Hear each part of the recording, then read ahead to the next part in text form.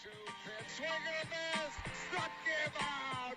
The Philadelphia Phillies are 2008 World Champions of Baseball. Lining up, Adrian Noble, and here it comes.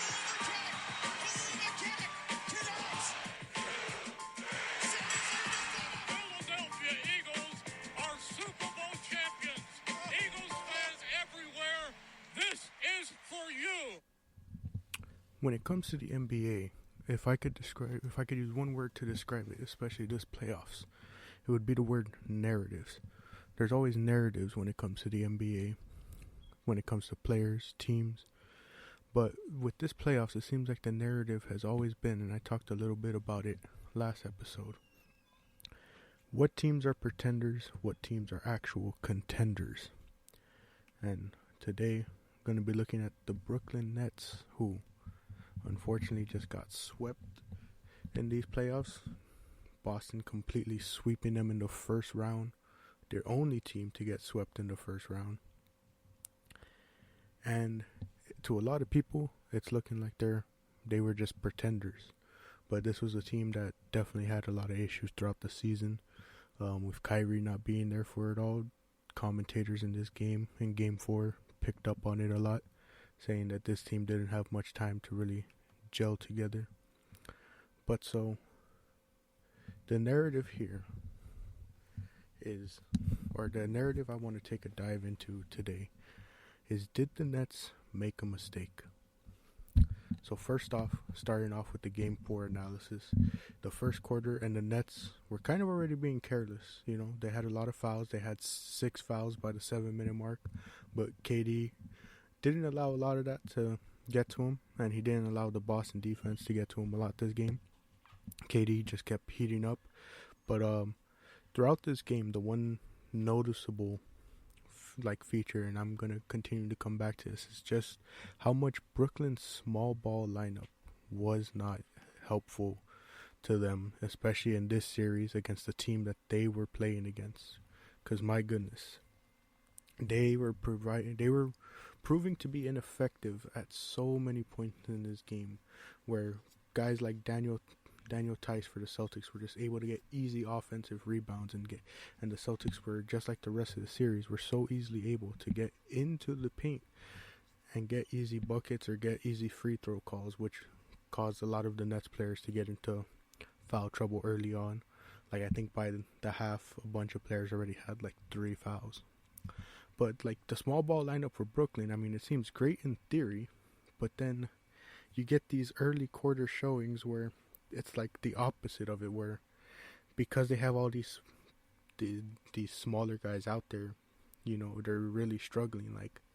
I don't know, I don't see a way in which it's an optimal lineup to have Kyrie, Seth Curry, and Goran Dragic all on the court at the same time. And, you know, maybe I wasn't watching closely enough, and maybe, you know, they didn't spend as much time on the court together as I was watching, but my goodness, is that what it looked like on the field, or on the court, I mean, sorry. You know, there was many points where it was Kyrie, Curry, Goran Dragic, and Patty Mills. Any three-way combination of those 4 were sharing the court for the small ball lineup, and it just wasn't working because, I mean, Seth Curry performed well in this game. Kyrie did pretty well, but my goodness, was it proving to be a defensive liability where, like I said, because Boston has such a tall lineup, they were just able to bully their way into that paint, you know, and set up all these effective screens where guys like Grant Williams were open for 3, and Grant Williams was an absolute sniper this game. This man was nailing any open 3 they gave him in that corner. And of course, there wasn't much they can do because, you know, Brooklyn doesn't have the height, really. I mean, they have some height, you know, guys like Nick Claxton were doing really well defensively this game, you know, and KD was doing his best, but there was points where it's you know, Kyrie just wasn't able to get any type of defense, you know, there's that one play circulating around where, Kyrie left a guy wide open in the quarter, you know, and didn't really bother playing defense on it. And then, all the focus on Tatum allowed for open looks like this, for guys like Grant Williams to take over, for guys like Al Horford to hit the clutch shot when they needed, to allow, Marcus Smart to hit a clutch shot. They were focused on Tatum, and because of how deep this Boston team is, they just were able to dominate. But it wasn't as dominant as their other games. Like the previous game I covered, it was definitely not as dominant. This was still a very close game, and heading into the fourth quarter, Kevin Durant was just trying his hardest. He was carrying this team on his back to try and close that gap heading into the fourth quarter. Like, he was not missing in the second half. And Boston kind of took their foot off the gas, especially in the fourth quarter. Like, the commentators picked up on as well that, there was like 2 minutes left and they were, draining out the shot clock as if they had like a super big lead, but really they were just ahead by 8 points at times. And yet, they were wasting these kind of possessions where they wouldn't start to play till half of the shot clock got down. And it kind of really proved to be a mistake for Boston because, Brooklyn easily started coming back. Brooklyn really started hitting their shots. They were going on crazy runs, especially in this second half to close the gap. And then Tatum fouling out, I thought was going to be the reason why the Nets didn't end up getting swept. And, I mean, Tatum's foul out was a pretty terrible call. I didn't really like the call on it. But at the same time, it's also Tatum's fault for being in that position. Just like how I was saying that Brooklyn was being sloppy, especially all this series. Tatum should not have had 5 fouls going into the last few minutes of the fourth. That is just something you can't do, especially as a star player for this team. You can't get that many fouls heading into the closing minutes where they're going to be heavily relying on you, But Brooklyn and Boston continue to battle it out. KD ends up missing one of the free throws. And, maybe the plan was try and get that rebound, get an easy layup while in the paint, but can't do that when Boston has as many rebounders as they do. And so that clutch shot really comes back to bite them, and they end up losing the game by, I want to say at least 5 points it was. But my goodness. Oh, it was 4 points. It was 4 points. My goodness. Boston sweeps the first round. Not their best game, but I think I saw someone say this and I thought it was pretty true. That's the kind of scariest part about this Boston team is it wasn't their best game, and yet look at how not easily, because like I said, there was points where the Nets were really making this close, but just look at how effective they were able to be in this game. So many of their players stepped up. Grant Williams, like everyone was talking about, Grant Williams was going crazy, from three. Robert Williams' defense was definitely felt here, like his defense, his rebounding was just really felt in this Celtics game for this Celtics team. It really helped out, and even with a KD masterclass, the Nets season can't be saved. They get swept, and the narratives kind of begin. I didn't even notice this. Joe Harris was out, which the commentators, when they mentioned, I picked up on it and was like, wow, I didn't even notice. But yeah, he probably would have definitely been more effective to have at least a little bit more space at that 3 position. But, man, this is really where the narratives begin. Because, first off, there was the narrative people, obviously with the KD and LeBron comparisons. And also because, a lot of what we heard heading into this playoffs was, about the duo of KD and Kyrie, and about how they are, how many proclaim them to be, the most talented duo of all time, because both men are just crazy offensive players. They have such a deep bag. Their skill level goes beyond that many of their peers. These are two guys who can score at all levels on the court and can just do almost everything. They can handle the ball well. They can play make really well. They're obviously crazy scorers. I agree with the take that they're two of the greatest scorers of all time, because their bag is deep. They can score from anywhere on that court. There was that shot where Marcus Smart was, he tried to go for the steal on KD, and it just leaves Kyrie wide open, and that was like a deep three, and yet he nailed it like it was nothing, or there was, throughout this game, KD was just making some of the most insane shots that you were like, it doesn't make sense how he's making those. So I kind of agree with that take, that they're two of the greatest scorers of all time. But when you have two of the greatest scorers of all time, you're more prone to, overreactions and what's the word? More narratives to come out about you, as a team, as players individually. So many people were criticizing KD, saying that LeBron wouldn't have found himself in this situation, that he wouldn't have gotten swept this badly by this Celtics team. But the main narrative that I saw, and I decided to make as the majority of this video of Game Day, is, and by the way, if you haven't noticed, this video will be completely on the Nets for Game Day episode 2. So, the title, Did the Nets Make a Mistake?, ties into the narrative of whether Brooklyn made a mistake investing in Kyrie and KD. Because for those of you who know, back in 2019, KD did a sign-in trade where he was traded from the Warriors to the Nets, and D'Lo was in that trade, I'm pretty sure. And then Kyrie signed from the Celtics, and the two of them formed that team, and the Nets still had, I want to say they still had a bunch of their young core still there. Like, they still had guys like Jared Allen, Karis LeVert, and Spencer Dinwiddie, and they played, with KD and Kyrie in some games, or for some seasons, but that first season that they went there back in, I think it was like the 2019-20 season?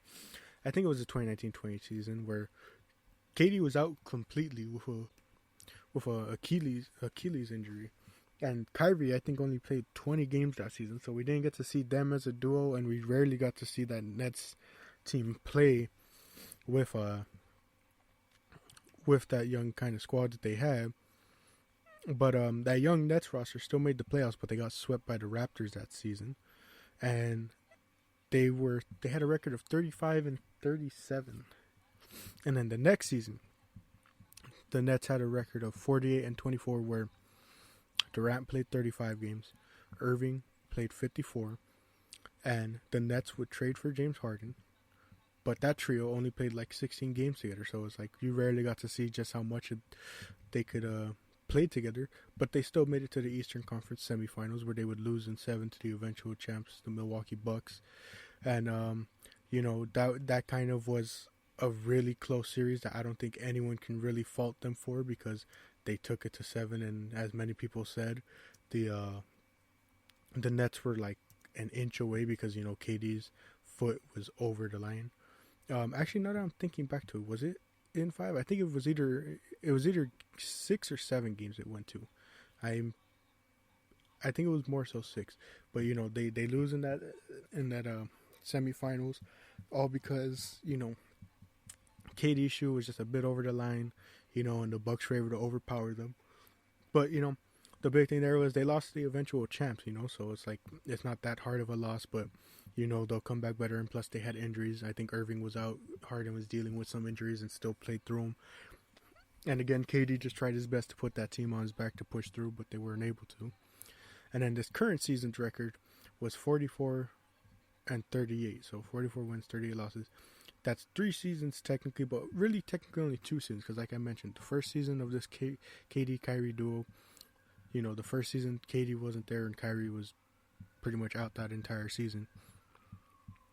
But so then, this season KD played 55 games, Kyrie only played 29 because of the mandatory vaccine rules, and James Harden ended up getting traded halfway through the season, all because of supposed disputes. And so KD was kind of left on an island essentially this entire season, as he didn't have Kyrie for a better part of most of the season. Harden ends up getting traded for Ben Simmons, who doesn't even play at all this season. Like, that to me is the craziest part, is that, as a Sixers fan, I know I don't have room to talk, because right now we're struggling against the Raptors, and we're hoping Doc Rivers doesn't blow this lead and have us get reverse swept. But Ben Simmons didn't even play at all this season. He couldn't even come in, for this final game. He backed out of this final game where he could have at least tried his best to help the Nets. And, so that's a player that maybe could have been useful. And then the other thing I forgot to mention is that, they had that young core also at the same time. They started bringing in more old vets as the seasons went on, as they wanted to, I guess you could say, help push, the experience. Because it's let's finish this current season, and so the Nets get swept, with KD and Kyrie playing after the mandatory vaccines mandates for the NBA kind of got rescinded. Kyrie played all his games, or in New York it did, so Kyrie played all his games with the Nets. He played all these games, and they still end up getting swept, and that could partly be due to the fact that they didn't have that chemistry there. KD didn't have that, I guess you could say, chemistry of not being able to play with Kyrie as much this season. But in summary, you kind of get, really quotations, 2 full seasons, because like we said, the first season, KD's out with the Achilles injury. The second season, they make it to the Eastern Conference semifinals where Kyrie would get hurt, and they were a shoe away from winning that one game. And then this season, where you can't really call it a full season because Kyrie was out most of those games because of the vaccine mandate. But, quotations, 2 full seasons, Kyrie and KD as a duo have played with one another. They've made it to the Eastern Conference semifinals, and now they were swept in the first round. To get KD and Kyrie, the Nets sacrificed basically that young core that they had. Like I said, some of them were still there after they acquired KD, but as time went on, we kind of saw many of those pieces either traded or they just straight up left. We saw D'Lo, Jared Allen, Karis LeVert, Spencer Dinwiddie, and many of the young guys like that just leave this roster, leave this team. Joe Harris, one of the few to stay. And then in place, we saw many of these old veterans such as Blake Griffin, Patty Mills, Goran Dragic, Paul Millsap, and, Marcus Aldridge at one time. They were all getting signed.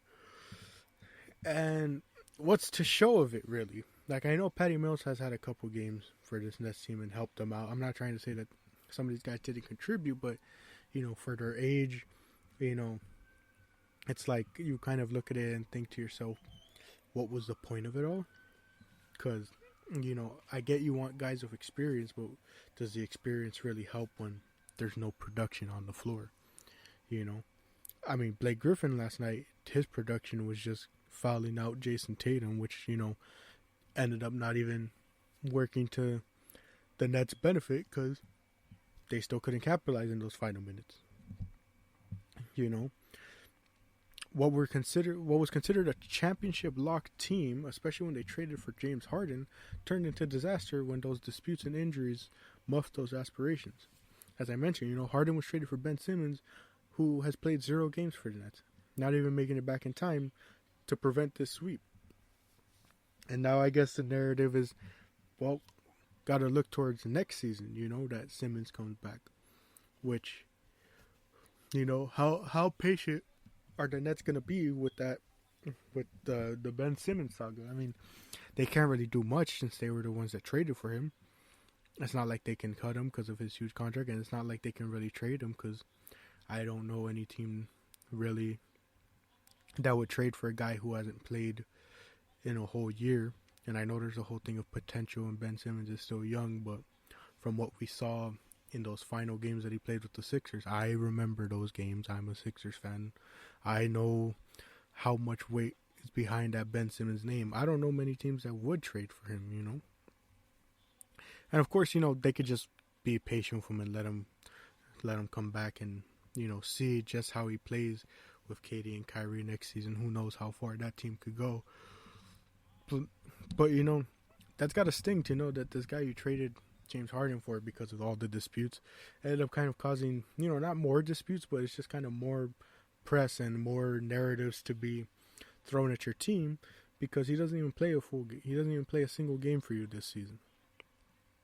And that already was a struggle because guys like Kyrie weren't able to play a lot of the games this season, and then it's just so difficult to assess, And so you look at all this, all things considered, the main question, the main narrative that people are pushing, can we consider this project by the Brooklyn Nets a failure? KD is 33, Irving is 30.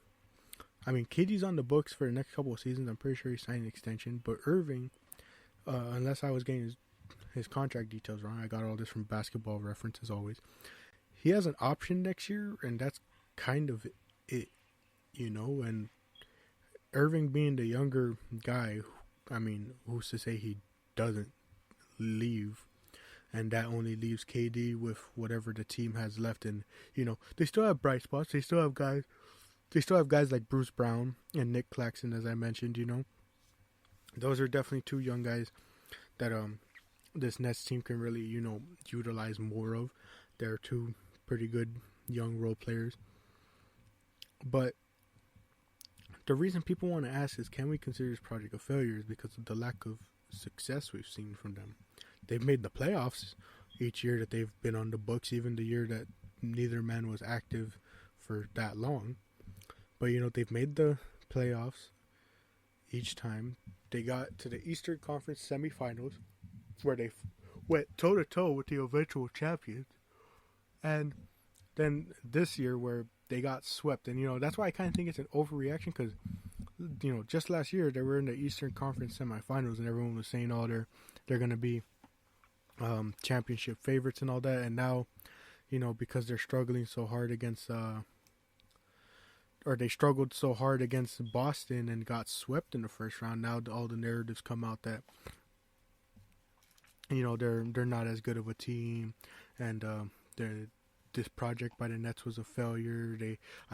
People saying they should have kept that young core together and just developed them. But the main question I kind of ask from there is, can we really say with that young core they would still be as successful? I mean, personally, in my opinion, I don't think we can necessarily, consider that young core better in a sense. I get it, they were young, but they got swept that first round.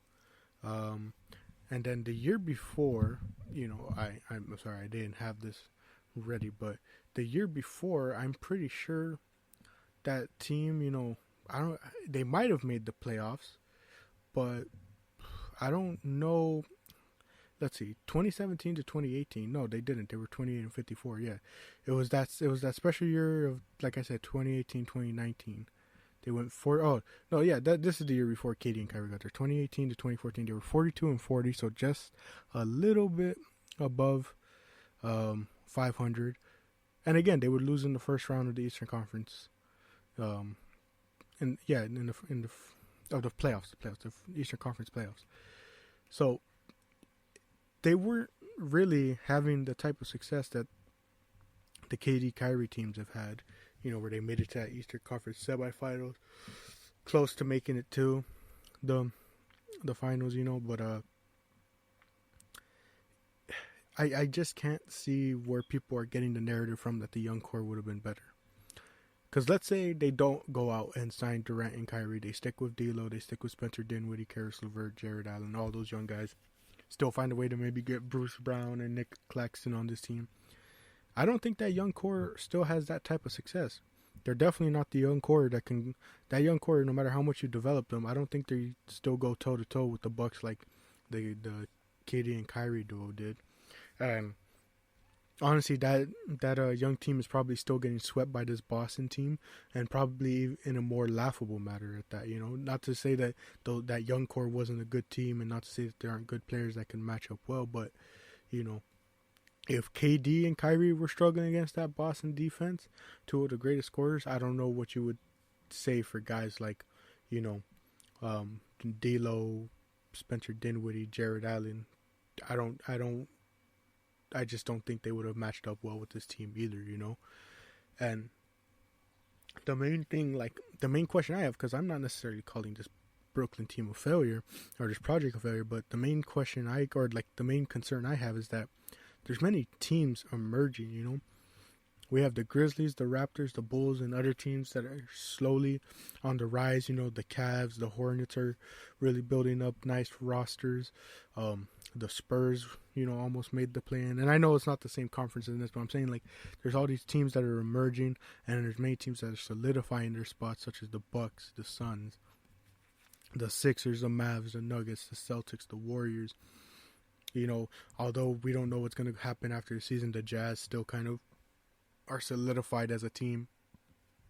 And while the Nets can realistically match up pretty well against a lot of those teams, like the odds are slimming, you know, like just because of how well built a lot of these teams are and stuff, you know. Like I just like it's just tough to think. I mean, like this is a pretty young yet experienced Boston team, and they just got swept by them, you know. Like, I don't know how well this Nets team matches up against other teams. I mean, they could. But, you know, would I take this duo over a fully healthy Nuggets squad? Would I take them over, you know, the Bucks? Would I take them over the Suns? I mean, the Suns are struggling right now without Devin Booker. And they had that game recently where they lost to the Pelicans. I mean, they're struggling against the Pelicans right now, so maybe hold off on that one. But, you know, like a team like the Bucks has really been, you know, showing that they're solidified. The Heat have been giving Trae Young hell in their series. The Sixers were doing pretty good until they decided that they didn't want to do good against this Raptors team. You know, the Warriors have been just dismantling that Jokic team because it's only Jokic. You know, I don't know how well Brooklyn matches up against a lot of these teams because you know that Boston defense suffocated their team and their defense struggled. And the reason I say I don't think they match up pretty well against a lot of these teams, even though they can try their best to, is because of that small ball lineup. You know, I brought it up how it just allowed too many easy drives and they were getting completely picked apart because they didn't have the bodies, you know. They were having Bruce Brown and KD were their tallest players out there at times. It was KD and Nick Claxton, and that was pretty much it. Durant and Kyrie are they're great players, and they will continue to be these great players. But the main concern I have is where do the Nets go from here? Because I don't consider this project a failure yet. The only way we can look at this project and consider it as a failure is if, you know, KD and Kyrie leave, you know, or, you know, the duo breaks up and that was it. Because, like, the only reason you can consider it a failure is because that was a team with championship aspirations. It's not, make it to the second round and get swept in the first round aspirations, you know. You can consider that a success for that young core that they had. If that young core made it to the second round they can't get swept the year after, you know, because after that, with the expectations so high, there's no way you can get swept in the first round like that. But, you know, that young core wouldn't have this narrative on them because they'd have the in a sense excuse that they're a growing team and they just need the time and patience from the organization to continue to develop.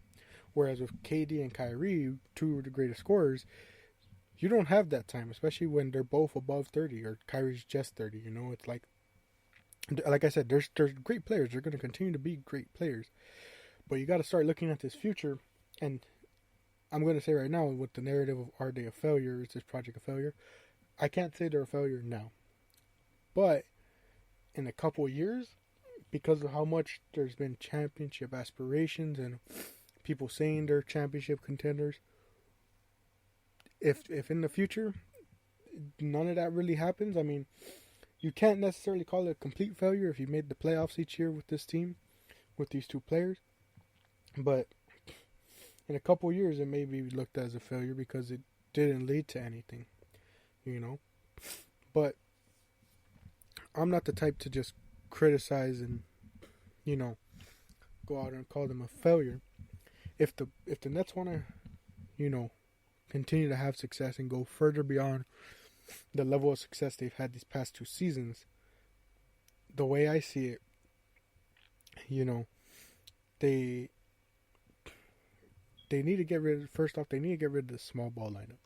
You know, it works for some teams, but it doesn't work for this team because the the players they rely on in this small ball lineup, it just doesn't work well. Like, you know, it's not necessarily small ball, but you know, the Warriors are able to run that lineup, you know, at times of Curry, Clay, Poole, and Draymond because, you know, those guys are crazy shooters, you know. I don't think a small ball lineup works as well when you're relying on Patty Mills or Goran Dragic, you know. They're role players that do well at certain times, but running a small ball lineup like that just doesn't really help. Cause especially like I said, against a team like Boston where all their guys are tall, you know, it doesn't help to have guys that are like 6'2", you know, that are just 6'2" guards having to guard a guy that's like 6'8", like Jason Tatum, you know, or Jaylen Brown, who I think is like 6'6". You know, it just doesn't work defensively. Like I I mean, that's just the number one thing for me when it comes to this team. That's the one thing that has to go, because you know you can have shooters, you can have these guys to help the small ball lineup and clear out the space for KD and Kyrie to drive and then kick it out. You know, well, like I said, they can't just be 6'2" guards. You know, I mean, but this team, you know, other than the small ball stuff, it's like, where do you go here? Well, first off, you have plenty of these aging vets that just aren't productive. You know, I know some of these guys are pretty productive for the team at times and have their games, but you know, you can't have just all these aging vets. It just doesn't really work out that well. You know, like it's like it doesn't work with this lineup that they're trying to go with because, you know, they're not reliable in a sense. You know, it's like with this team, you heavily have to have reliable players who can make up whenever, you know, KD and Kyrie are having an off game. And they don't really have those players. I mean, they have Steph Curry and Bruce Brown and Nick Claxton who can step up at times, but they're not really the level of role player that they're the level of role players that the Nets need. But guys like Dragic, guys like Mills, guys like Blake Griffin, I mean, man, you know what? Let's just run down this roster real quick. You know, I'm looking at this roster. Oh, they have Drummond. You know, Drummond's still. I want to say Drummond's still pretty young, but I don't know. But you know, Drummond does pretty well for the team at times. You know, he's a real good rebounder, but you know, he's just kind of like. I don't know if this is like the correct way to describe Drummond, but he's like a black hole on offense because he doesn't have the level of game that works as well with KD and Kyrie. You know, Drummond's still 28, who knows, but you know, he doesn't have that level of offense that they need. You know, that they get from a guy like Bruce Brown or Steph Curry or Nick Claxton. You know. So it's like they need to get rid of a lot of the vets that are like, you know, like Blake Griffin, Patty Mills, Goran Dragic. It just didn't work as well for them. And then the main problem they have from that is they don't really have the assets to pull off for any like trades for any like younger, better role players.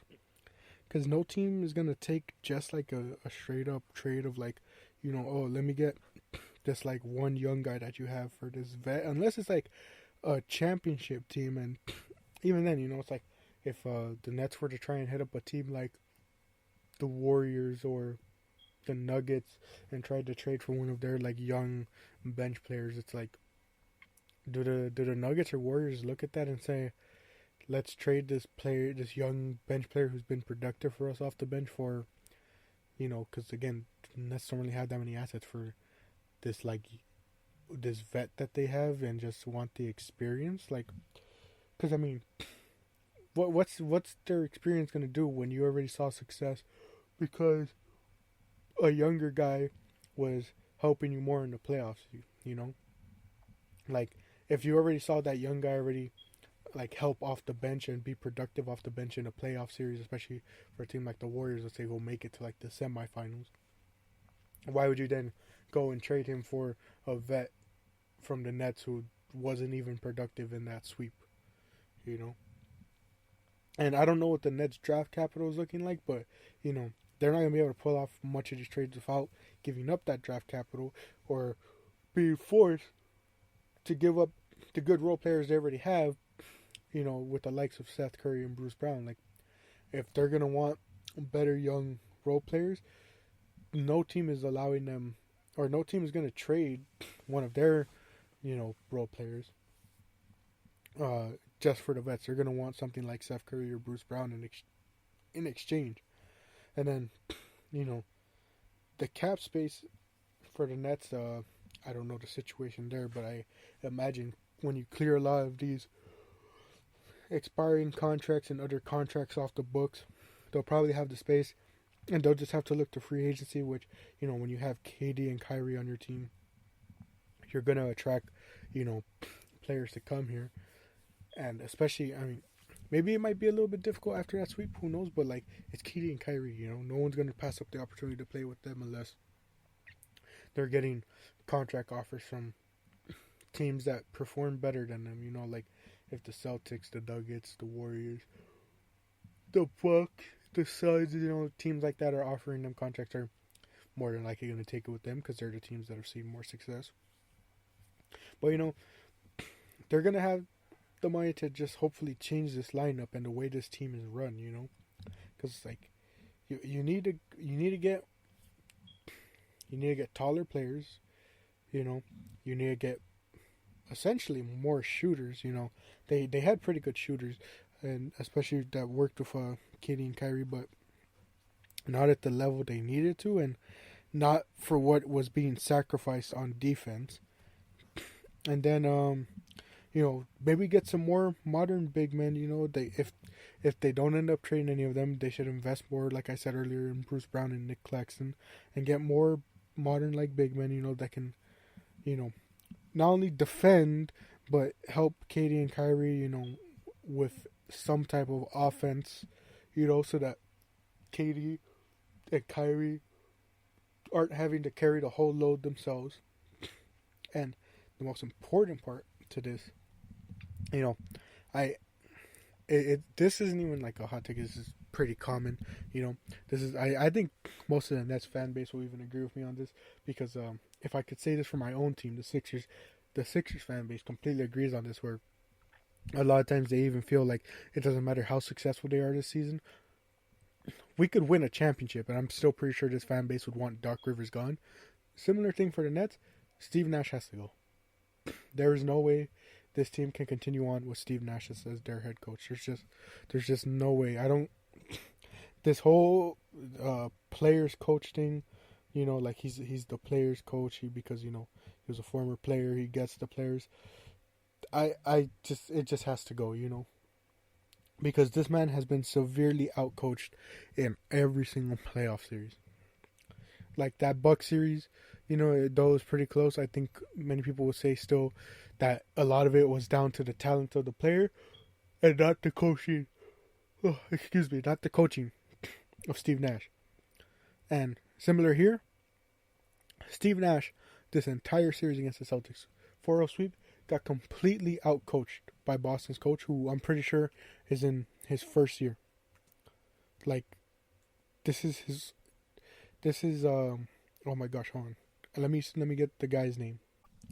All right, I'm hoping I pronounced this right. Ime Udoka.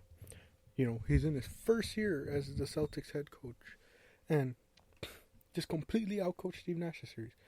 And honestly, like, we saw, this Boston team was like below 500 at one point, you know, and yet, you know, they found their identity as a defensive team, and they found a way to, you know, make that journey back, finish off 51-31, you know, and just completely outcoached. He's a first-year coach, and he completely outcoached Steve Nash. And I know Steve Nash hasn't been a head coach for that long, but, like, you know, with players of the caliber of KD and Kyrie, you know, we saw it so many times that they were they were taking things into their own hands. I don't think we can necessarily say Steve Nash had much of a factor in a lot of what the Nets' success was. I mean, he probably, like, that's not to discredit him, but, like, when you're seeing their playoff success especially, this man is just consistently getting out-coached. And so it's like he has to go in order for this team to be successful, because these past 2 seasons, I think people will, like I said, it's something that's commonly agreed upon, is that Steve Nash just isn't the main reason why this Nets team is successful, and he's part of the reason why they aren't as successful. You know, if they want any sort of success from this proclaimed most talented duo of all time, then they need to change this whole small ball lineup stuff. They need to get these better role players that fit better into a lineup of KD and Kyrie, especially when you're alternating with the bench spots. And you need to get rid of Steve Nash. And the sad part is I'm telling you all this, but the Nets have already committed to Steve Nash, saying he won't be fired. So, you know, I don't know what next season is going to hold for the Nets when they're still relying and still going to go through with Steve Nash as their head coach. I mean, I'm kind of baffled that that's the decision, because, you know, it reminds me of, oh man, I can't remember, but like, it reminds me of the Giants in football, where they were, I think they're sticking with their, or no, they fired their head coach recently, but they're sticking with Daniel Jones at quarterback for another year. And I get it, I understand why, because I with the draft coming up, I'll give more analysis, but you know, it seems like the consensus is that there's not really, like, not necessarily better, but there isn't really any quarterbacks in this draft that people feel comfortable with, like throwing to the wolves right away. So I can understand, but like, man, the commitment to Daniel Jones with the Giants is just crazy. Like, it reminds me of this, like, despite the lack of success season after season, they're sticking with a guy. And I mean, this has been seen in plenty of scenarios around the sports world as well. So, you know, the narrative of, was this project a failure? Did the Nets make a mistake, you know, getting guys like Kyrie and KD? No, because if you have the opportunity, why wouldn't you go out and get there? If they both show interest and want to sign with the team, of course you're going to go out there to get it. So, you know, I think that narrative is kind of dumb to come out, but I don't think at the same time it's completely baseless, because like I showed you, there's some evidence to show that maybe, you know, that maybe it's not that it was a mistake, but in the future it could prove that it was, at least at the very end of it, a failure when championship goals and championship wins was the aspirations and ideals for this team. But we'll just have to see as we continue on to next season and the seasons after to see just how far this project goes.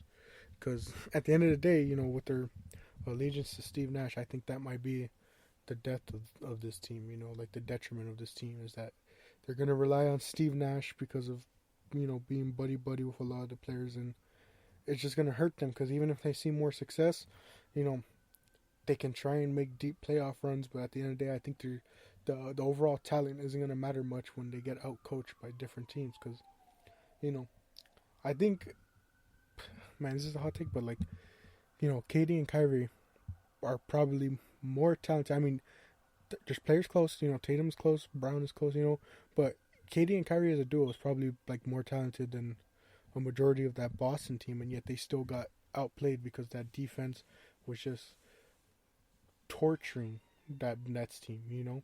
And at the end of the day, the deeper squad won and the better coached team won, you know. So here's to seeing what happens to the Nets in these upcoming seasons.